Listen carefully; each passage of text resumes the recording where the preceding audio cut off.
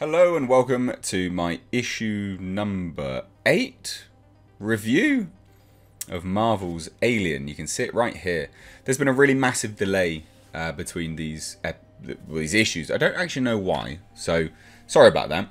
The first issue I did of this was a live review. I read it live, kind of, gave you my thoughts live. This one sort of just crept up out of nowhere and has now been released, and so I'm doing my standard reviews. This was actually quite good. I was genuinely surprised, genuinely shocked. So we're going to dive into this today. First things first, this video is sponsored by moi.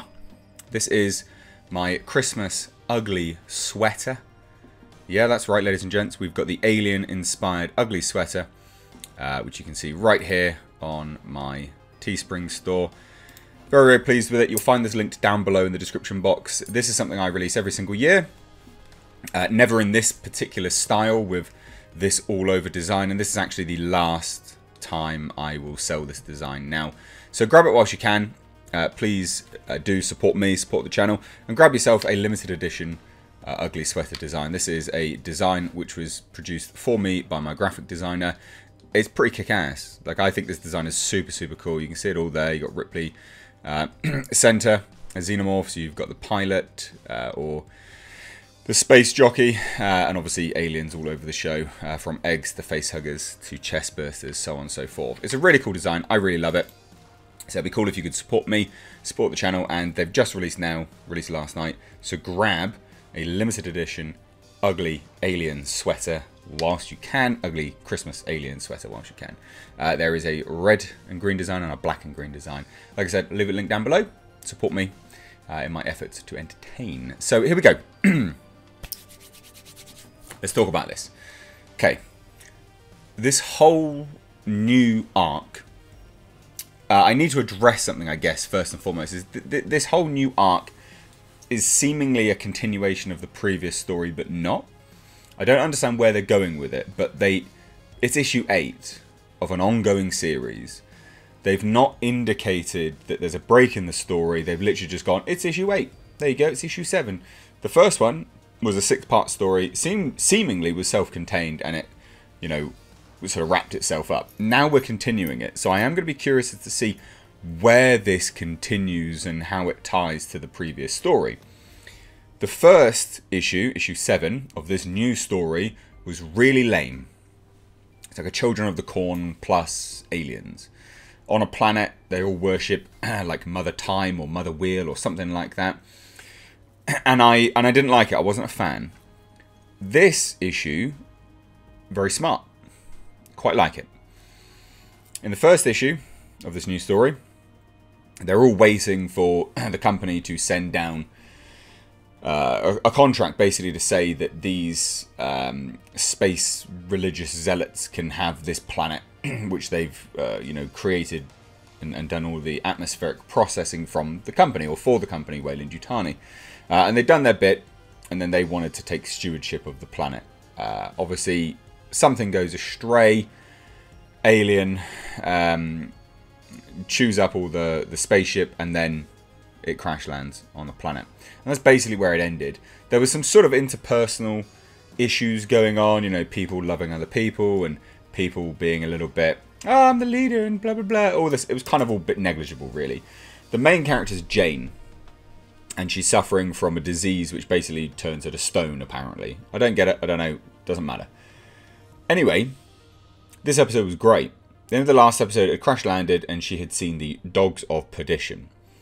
This episode, we open up with everyone going, she's going crazy. Jane's going crazy. She don't know what she's talking about. There is a funeral. She doesn't know what she's talking about, so we're just going to leave her to it and not listen to her anymore, even though she is the leader. Because that's always smart, even though the leader has obviously, seen you through thick and thin. Doesn't matter. To hell with them, who cares?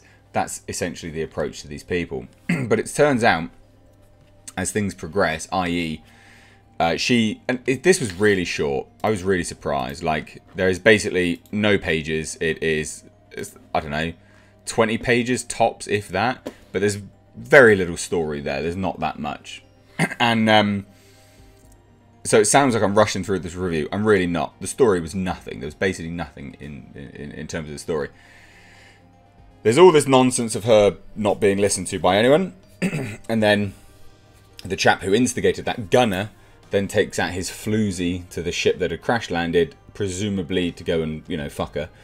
As you do, even though committing adultery, but whatever, who cares? Apparently that's what we like to do as religious zealots, allegedly. And then he dies in a really gruesome way, which was very surprising. He gets a spear up through, well, the spear tip of the alien tail up through himself, in a jaw, mashes his whole head to pieces. And then the body is found some distance, some bloody distance from the ship, which that was surprising. I didn't really understand that. Not really understanding how or why that occurred, but never mind, it doesn't matter. And then they all obviously go out on a hunt.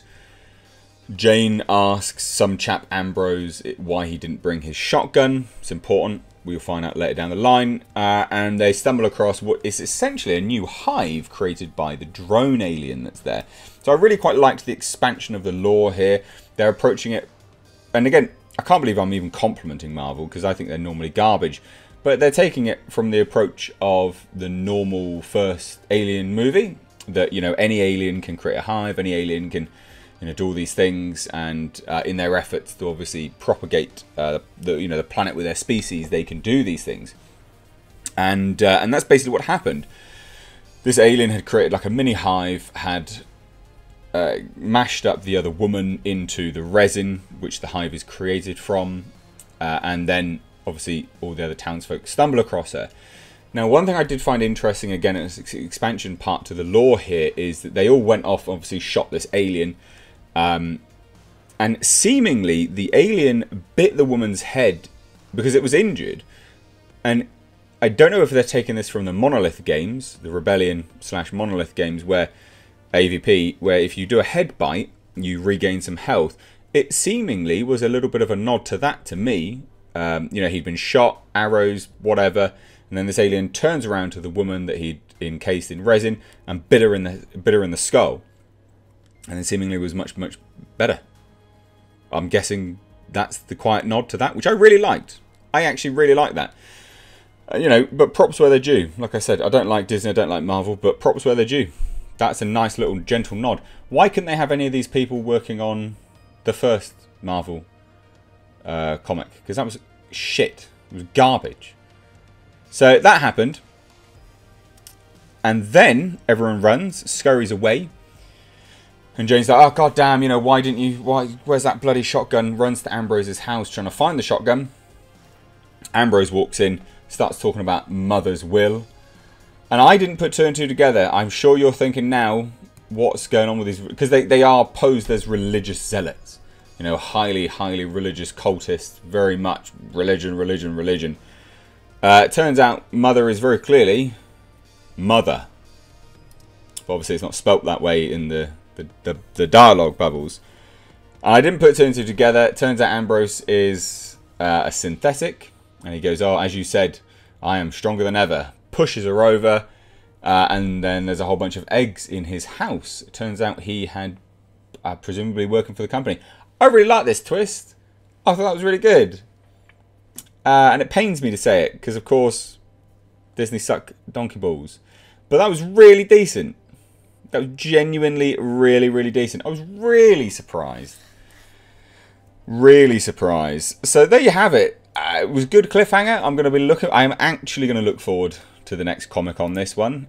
Genuinely looking forward to the next comic. So if you want to stay tuned for that, please do hit that subscribe button. And do give this video a thumbs up. Like I said, please do support the channel here. We've got these great Christmas sweater designs.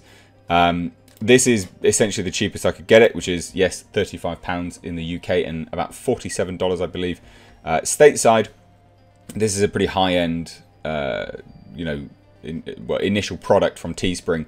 Hence why the value is, unfortunately, as high as it is. But hey, look, it's a limited edition. I won't be selling these ever again, and thus you won't be getting the design again, because it was designed, well, for me, basically, by my graphic designer. So hopefully you guys want to support me. Like I said, it's linked down below.